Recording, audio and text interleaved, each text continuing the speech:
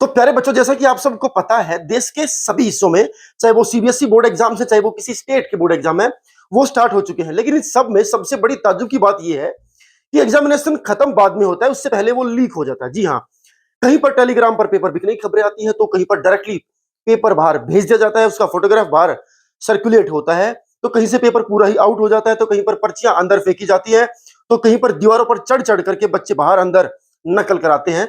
Security कहां है नहीं पता, वो टीचर जो ड्यूटी पर है उनका नहीं पता, अंदर का जो मैकेनिज्म है, जो सिस्टम है उसका नहीं पता। लेकिन एक बात का पता है कि इन बच्चों का फ्यूचर अंधेरे में है। अंधेरे में कैसे है?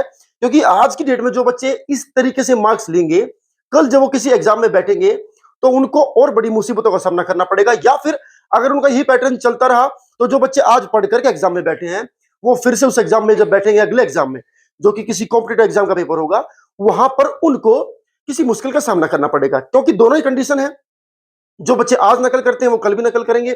अगर नकल चलती रही तो पढ़ने वाला बच्चा पीछे रहेगा, और अगर आज पढ़ने वाला बच्चा थोड़ा सा पीछे रह गया और कल को पढ़ करके आगे निकल गया, तो जिन्होंने आज नकल करी है उनका कोई अता पता नहीं होगा।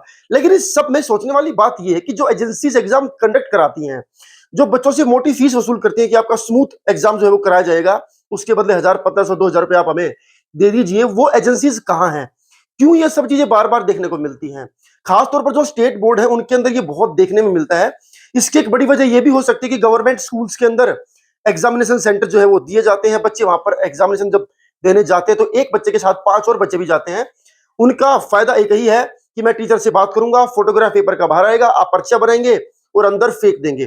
उससे भी बड़ी बात, हाल ही में सोनीपत के महारा गांव में एक और अजीब घटना देखने को मिली, जहां पर एक टीचर अपने घर बैठ करके पेपर सोल्व कर रही है और पर्चियां बना बना करके स्कूल में भिजवा रही है जहां पर बच्चों का एग्जाम चल रहा था। आप इन सब बातों के बारे में क्या समझते हैं? अगर आप एक स्टूडेंट है तो आपको कैसा फील होता है? अगर आप उन नकल करने वाले बच्चों में है तो फिर आप क्या ही सोचते हैं? क्या आप इस बात को जस्टिफाई कर सकते हैं? क्या ये सही है? क्या ऐसा होना चाहिए? क्या सरकार को कोई सख्त कदम उठाना चाहिए इन चीजों के ऊपर, या फिर सरकार को एक ऐसा नियम बनाना चाहिए कि भाई आपको पेपर देने की जरूरत ही नहीं, आप सीधा फॉर्म भरो, रोल नंबर आपके हाथ में, इस दिन आपका रिजल्ट आना है, सब बच्चों के 100 आउट ऑफ 100। तो इनमें से कौन सा तरीका आपको ज्यादा अच्छा लगा? कमेंट करके लाजमी बताइएगा। और इससे क्या देश का भविष्य बनेगा, क्या स्टेट का भविष्य बनेगा, क्या बच्चों का भविष्य बनेगा, ये भी आप कमेंट करके बताइएगा। Thank you.